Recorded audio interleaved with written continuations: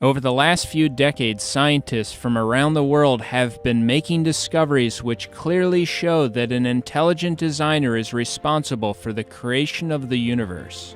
Many believe that the entire universe came into existence out of nothing by chance. But if you really think about it, nothing couldn't bring the universe into existence because nothing produces nothing. Everything that begins to exist must have a cause. But many believe that to get a solar system like ours with a planet suitable for life like Earth wouldn't be that difficult. However, many scientists disagree and have brought forth overwhelming evidence to support their position. For example, there are many forces in the universe that are precisely balanced that do things such as pull matter together. Without these forces, galaxies, planets, and stars would have never been able to form. Many stars have been observed to expand and contract significantly. They go from very bright to very dim even on a yearly basis. Fortunately for us, however, our star, the Sun, has an amazing stability. It does not expand and contract significantly like many other stars. If our Sun did expand and contract like these other stars, it would be catastrophic to life on Earth. Some stars will actually explode violently into a supernova. The debris from these explosions are called supernova remnants. According to many evolutionists, this debris should be visible with telescopes for millions of years. According to scientific research, galaxies similar to our galaxy experience a supernova on average about every 26 years. Therefore, if we know approximately how frequently they occur in galaxies similar to ours, the total number of supernova remnants we have in our galaxy should give us an idea of our galaxy's age. In looking for supernova remnants in our own Milky Way galaxy, astronomers have discovered a total of only about 250. So if a supernova occurs approximately every 26 years as we see from these other galaxies, a total of 250 supernova remnants would indicate an age of around 6,500 years for our galaxy. That's almost identical to the Bible's indication of how long our world has existed. Such a small number of supernova remnants points to an extremely young galaxy, definitely not billions or millions of years old, but rather thousands of years old. To put it another way, if evolutionists were correct about the age of the Earth, we would see tens of thousands of supernova remnants in our galaxy, not about 250. In order for us to exist on Earth, our Sun had to be a star with just the right mass and temperature. Not too hot or too cold. Our Sun generates a perfect amount of energy for life on Earth. The Sun releases more energy in 1 second than mankind has produced in all of human history. If we were to experience a drop in the Sun's energy by only a few percent, all the oceans would freeze. The Earth is the correct distance from the Sun. If the Earth were slightly closer to the Sun or farther away, it would be too hot or too cold for life to exist. The size of Earth is also right, not too big and not too small. We also fortunately have the right size moon, primarily responsible for regulating the tides on Earth. These are just a few examples from a long list of factors that need to be just right on both the cosmic level and Earth's local level, in order to have a planet that could support life. In many cases, if you even slightly altered these precisely balanced factors, life would be impossible on Earth. On Earth, many different forms of life are completely dependent upon each other. Examples are insects and plants such as bees and pollen-bearing plants. If either the plants or bees evolved before the other, they would have not survived. Therefore, they must have come into existence at the same time.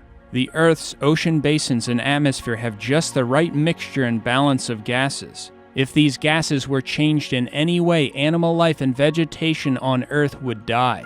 Evolutionists have no explanation for why the Earth, unlike other planets, has such an incredible amount of water. We also have a planet that is rich in oxygen. If our current 21% oxygen level were just a few percent higher, our atmosphere could become completely unstable and explosive. Earth has a magnetic field. Without this field, the solar wind would blow our atmosphere away. Earth's atmosphere blocks harmful sunlight, while at the same time it allows sunlight that is useful for life. Plants require large amounts of sunlight to exist, and a human being's richest source by far for vitamin D is sunlight. When sunlight hits the skin, vitamin D is produced by the body. A lack of vitamin D has been directly linked to many health problems. The Earth's atmosphere also happens to be transparent. This conveniently allows us to view other planets, stars, and things like eclipses. A total solar eclipse is only possible because the sun is 400 times larger than the moon and is about 400 times farther away from the Earth. The result is that during a total solar eclipse from Earth, the sun and the moon appear to be the same size, creating a perfect match. And it is only because of these total solar eclipses that we have been able to make scientific discoveries that otherwise could have never been made. Evolutionists believe that the sun, earth, and moon formed when our solar system came into existence about 4.5 billion years ago. But the moon is moving farther away from the Earth each year. So if the moon were too far away or too close to the Earth at the time humans existed, observers on Earth would never see the event of a total solar eclipse. Thus, according to evolutionists, the incredible total solar eclipse spectacle could only be seen in a tiny window of time in the solar system's existence. Isn't it interesting that humanity happens to exist on Earth during the very period of time when we could witness the event of a total solar eclipse? Another major problem for evolutionists is that the moon would have been extremely close to the Earth in the past. In fact, the moon would have gotten so close that it would have hit the Earth in far less time than 4.5 billion years ago. Evolutionists claim that our solar system emerged from a cloud of swirling dust. Therefore, the composition of the various planets and their temperature should be similar to one another, but they are not.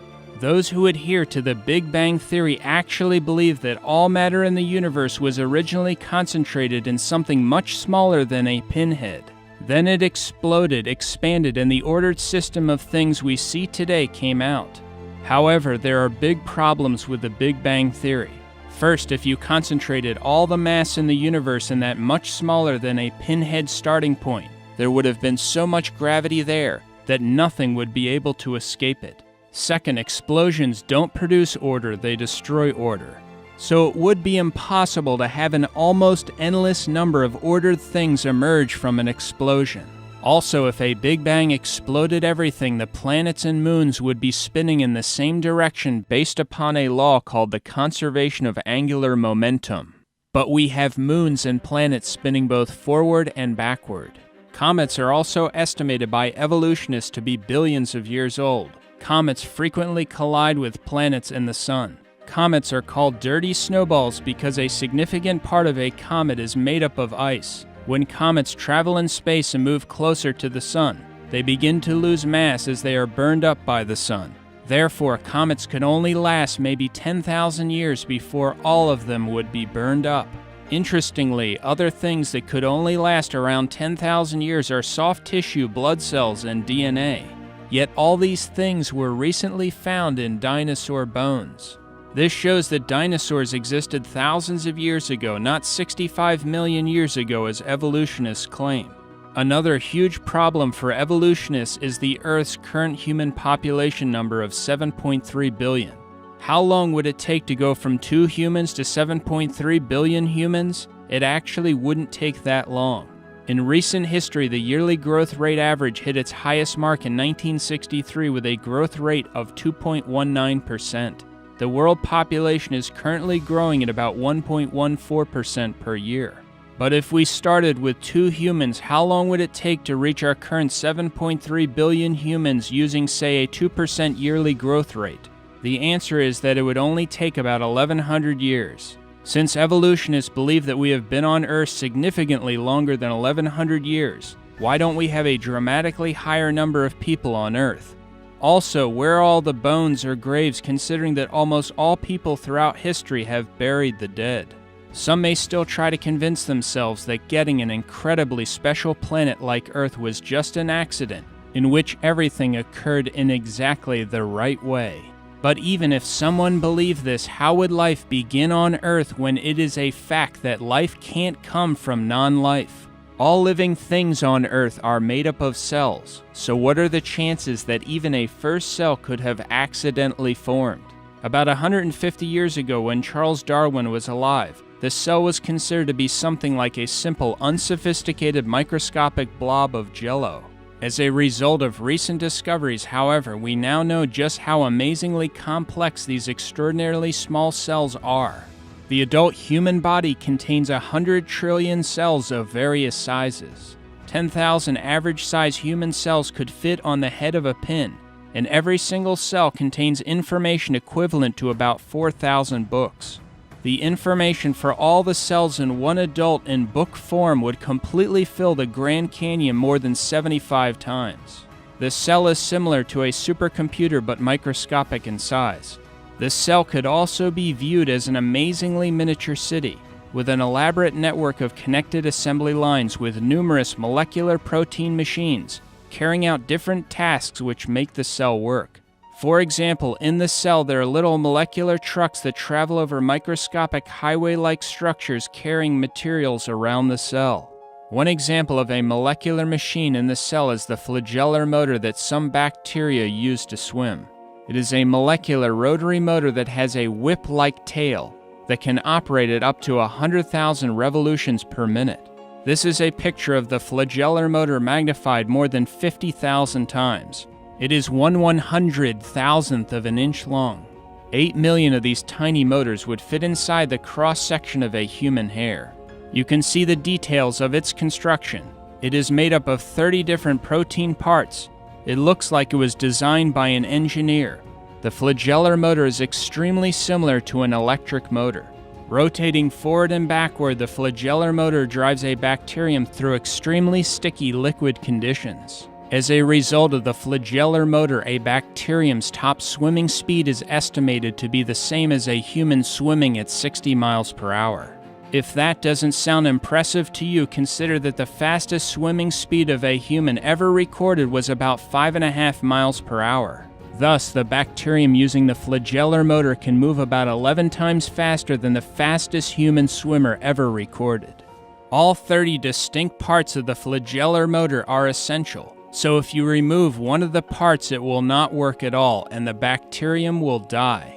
The flagellar motor is similar to a mousetrap. For a mousetrap to work, you need all the different parts, and if you remove one of the parts of the trap won't work at all.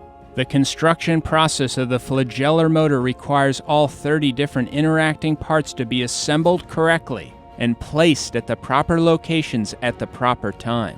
The construction process also requires instructions, translation, and feedback within the cell at both the beginning and end of the process. If all this does not happen, these amazingly tiny machines or their various individual parts will not be built or assembled correctly. But how would these numerous microscopic machines or parts know where to go and how to build things correctly in an evolutionary system? They wouldn't. It would be impossible.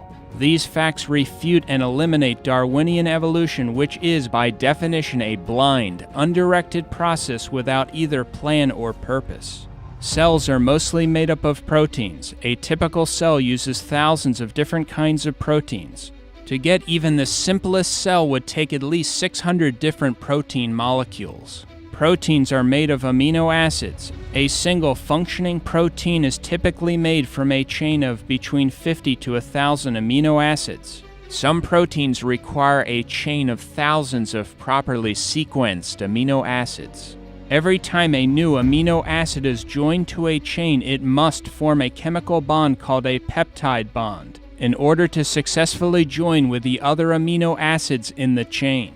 Left-handed and right-handed amino acids are produced with about the same frequency, but only left-handed amino acids can be selected for use in a chain to make a protein. Evolutionists do not have any idea why proteins only use left-handed amino acids. Every amino acid in the long chain also has to be a specific amino acid. There are 20 different types that can be selected, and they need to be placed in the correct order in the chain in order to form a protein. The amino acids are placed in the exact right order because of a molecule in the cell called DNA. DNA could be described as a master blueprint, information code, or special language that uses a 4-letter chemical alphabet. The chemical letters or code in DNA are the set of instructions for the cell's machines on how to correctly assemble amino acids in chains to build proteins. If the DNA is not present from the very beginning, the amino acids will not be correctly selected and placed in the proper order. As a result, a protein will never form and the cell will not survive. DNA can't function without at least 75 pre-existing proteins, but proteins are produced only by DNA. Since each needs the other, they must have come into existence at the exact same time by God. This fact eliminates evolution. A DNA fiber is only about 2/millionths of a millimeter thick. While DNA is not thick and is incredibly small, it is extremely long when uncoiled. In fact, if the DNA in just one of your cells were uncoiled, connected, and stretched out, it would be over 7 feet long. It would be so thin that its details could not be seen even under an electron microscope. If all the DNA in your body were placed end to end, it would stretch from here to the moon more than 500,000 times. If you took a set of DNA from every person who ever lived and placed it in a pile, it would weigh less than an aspirin. Yet the information storage density of DNA is many times greater than the most advanced silicon computer chip.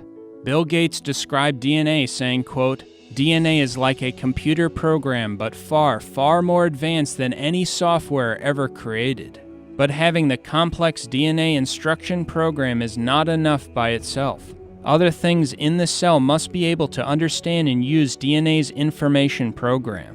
In other words, the highly complex DNA program is actually worthless unless you also have a system inside the cell that can understand the DNA language.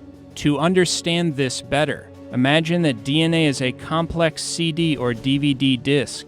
But if you don't also have a machine or system that can read, understand, and utilize the information on the disc is worthless. Therefore, other things in the cell need to understand and be able to use the DNA information program in order to build things correctly. If not, the cell will die. DNA is able to make an identical copy of itself. God also programmed DNA to detect and correct errors. There are special proofreading protein machines that constantly travel up and down the DNA molecule looking for any errors requiring correction. If any problems are detected, repairs are made immediately. This whole process is incredibly complex. The information contained in DNA proves that life doesn't just consist of matter and energy. It also contains information. Information can only come from an intelligent source that put the information there. Another function of DNA is that it is the program that God uses to build what you look like, your hair color, your height, etc. As mentioned earlier, each adult human body has about 100 trillion cells, but at your conception you were only one cell. Incredibly, you began your existence no larger than the head of a pin. Yet all the complex information that physically defined you and every organ in your body was there, contained in that one cell. Within 1 month of your conception, your eyes, ears, and lungs developed. Billions of new cells formed and your size increased by over 10,000 times. Shortly after the first month, the speed at which you were rapidly growing slowed down dramatically. If it didn't slow down and your speed of growth stayed the same, you would have weighed 3,000 pounds at birth. After 2 months, you were only 3 to 4 centimeters long, still small enough to fit inside a walnut shell. There is no evolutionary explanation for the incredible complexity involved in conception and birth, or even a reason for reproduction itself. Evolutionists believe the amazingly complex, radically different yet complementary reproductive systems for all the different kinds of life happen to develop by chance, completely and independently at the same time. Just a slight incompatibility in one of the two systems would make both reproductive systems useless, and life would become extinct. Also, how would reproduction have happened in the beginning if there only had been a male and not a female? How would reproduction occur without reproductive systems or organs before they, quote, evolved? According to evolutionists, humans evolved from land creatures which evolved from fish. But how would the first fish make it onto land and survive out of the water? How did the animals and human beings survive without having organs, limbs, and other things critical to life as these things were, quote, evolving? Also, not one transitional fossil has ever been discovered that shows one kind of animal evolving into another kind of animal. And the so-called missing link fossils, which some use to argue that apes evolved into human beings, have all been shown to be fully ape, fully human, or fake. Evolutionists also have no explanation for consciousness or for the origin of the immune system. For example, white blood cells attack bad bacteria in our body. White blood cells will actually search out and chase down bad bacteria on seek and destroy missions. In order to do this, they must have the programmed information that enables them to tell the difference between friend and foe. Unless all of this was in place and working from the beginning of life, a requirement that rules out evolution, bacteria and other agents of disease would have won, and we would not have survived. Evolutionists have no explanation for the extremely complex, yet perfect precision in which the body clots blood.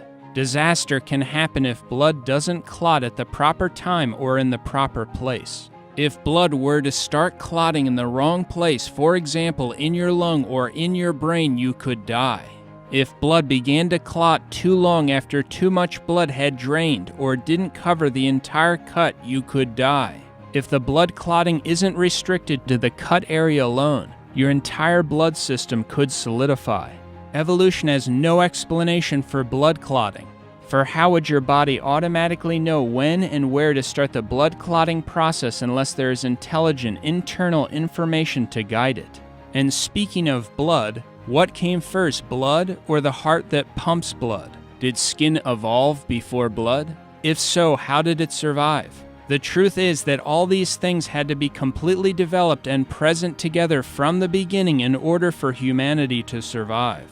The 3-pound human brain is the most complex and orderly arrangement of matter in the universe. The adult human brain contains 10 to the 14th power. That's 100,000 billion electrical connections. That's more than all the electrical connections and all the electrical appliances in the world. On the back of your eyeball is the retina. It is less than 1 square inch. Yet that 1 square inch contains over 137 million light-sensitive cells, all of which are wired to the brain.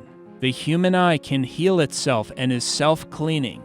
The eye also has automatic focusing, enabling a person to distinguish millions of colors. If your eye were off even by a slight degree, you would see double. These facts are just some of the evidence that proves we were created by God. And we find clear evidence of God's creative power and intelligence not only in the design of man, but also in the incredible complexity of animals and insects. This is covered in detail in the video series Incredible Creatures That Defy Evolution. Some believe that the complexity of life in the universe can be explained by the possibility that an alien race created it. But do you really believe that aliens have the power to create the Earth? Or how about something the size of the sun? Over 1 million Earths could fit inside the sun.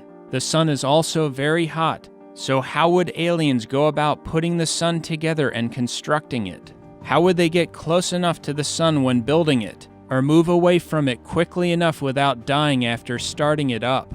The conditions outside Earth and outer space are, according to the evidence, too hostile for life to exist. For example, prolonged exposure to the cosmic rays in outer space can be fatal. Just the temperature extremes in outer space would make almost any form of life either too incredibly hot or too cold. There are also poisonous gases, deadly radiation, gigantic explosions, extreme gravitational forces, and the lack of proper atmospheres and chemical elements for life to exist. Yet a large number of astronomers believe that life evolved on Earth, and therefore, according to them, it must have also evolved on other planets in space. However, if this were true, many alien races on other planets much older than our own should exist. Some of them would be far more technologically advanced than we are. As a result, they would have sent a radio signal through space that we could pick up, or they would have reached us with their aircraft or robots. But we have never found any alien robots, any aliens, any alien aircraft, or any pieces of their aircraft. Here are some of the reported flying characteristics of UFOs. While in flight, UFOs will frequently change size, color, or shape. Multiple UFOs will merge into one UFO, and one UFO will instantly change into many UFOs. Many UFO witnesses have described these instant changes to the size and shape of UFOs by saying that the UFOs seemed as if they were alive. UFOs sometimes show up on photographs, but other times they do not. Most witnesses of UFOs do not report seeing an object or craft, but an unusual light moving around the sky. Sometimes UFOs instantly appear and disappear right in front of people, and will also pass right through the ground or physical objects. This type of behavior means that UFOs could not be from the material world, but would have to be some kind of spiritual phenomenon. Based on the observed activity of UFOs, many of the world's top UFO researchers no longer believe that UFOs can be from the material world. Also, most of the so-called UFO abductees can only, quote, remember their, quote, experiences after being put under hypnosis, proving that their so-called experiences with aliens were not real. These issues are covered in much more detail in my book, UFOs, Demonic Activity and Elaborate Hoaxes Meant to Deceive Mankind. If ETs really existed, it wouldn't take them very long to discover what they needed to know about Earthlings. As a consequence, they would have already taken us over, destroyed us, or revealed themselves clearly to humanity. The organization SETI, Search for Extraterrestrial Intelligence, has been scanning the skies for decades looking for intelligent life. But they have never picked up even one signal from outer space that would indicate an alien race exists. Those searching for ETs have said that if they did pick up even one complex signal, it would prove that an intelligence must have produced it. But why don't they apply that same standard and employ the same thought process to DNA? If they did, they would realize that the complex information in DNA proves that an intelligence put it there. Because whenever you find complex information, it is always traced back to a mind. For the best book refuting the theory of evolution from all aspects of science, including the scientific evidence of a global flood, see Dr. Walt Brown's book In the Beginning. Another interesting DVD is called Intelligent Design: Unlocking the Mystery of Life. For another video that discusses creation, see my video Creation and Miracles, condensed version.